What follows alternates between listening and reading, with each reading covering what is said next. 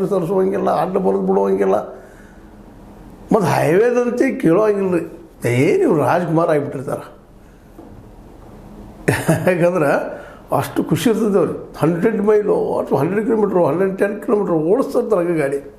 ಸ್ವಲ್ಪ ಆಯ್ತು ತಪ್ಪಿದ್ರೆ ಕುಲ್ಲ ಗಾಡಿ ಕೆತ್ತಿ ಬಿಟ್ಟರೆ ಹಾಳಾಗಿ ಹೋಗ್ತದೆ.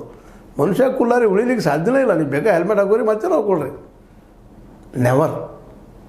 ಇಂಥ ಅಪಘಾತಗಳನ್ನ ನಾವು ಇವತ್ತು ಸ್ವತಃ ಮಾಡ್ಕೊಳ್ತಾ ಇದ್ದೀವಿ. ಹೌದು, ಮಧ್ಯದಾಗೆ ನೋಡಿ ನಮ್ಮಲ್ಲಿ ಗಾದಿ ಮಾತು ಗೊತ್ತಿಲ್ಲ. ಗಾದಿ ಮಾತಿಗಿಂತ ಮುಖ್ಯವಾಗಿ ಕರೆಂಟ್ ನಾವು ತೊಗೊಂಡಿರ್ತೀವಿ ಮನೆಗೆ ದೀಪಕ್ಕಾಗಿ ಮತ್ತೆ ಅದಕ್ಕೆ ಉಪಯೋಗ ಅಷ್ಟೇ ಮಾಡ್ಬೇಕು. ಅದನ್ನು ಇದು ಹೆಂಗೆ ಹೊಡಿತೀವಿ ನೋಡಿದ್ರೆ ಬಟ್ ಯಾರು ಹಾಕ್ತಾರೆ ಕರೆಂಟ್ದೊಳಗೆ.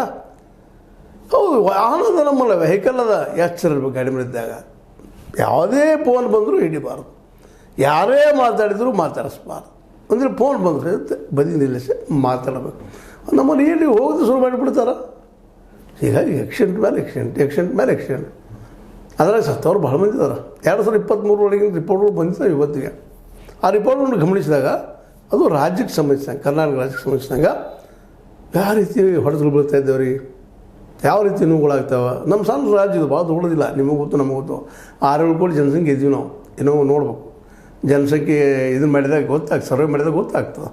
ಇಂಥ ಒಂದು ರಾಜ್ಯದಲ್ಲ ಈ ಒಂದು 2023 ಇದು ರಿಪೋರ್ಟು. ಅದ್ರಾಗ 43,440 ರಸ್ತೆ ಅಪಘಾತಗಳಾಗ್ಯಾವ. ಎಷ್ಟು ರೀ?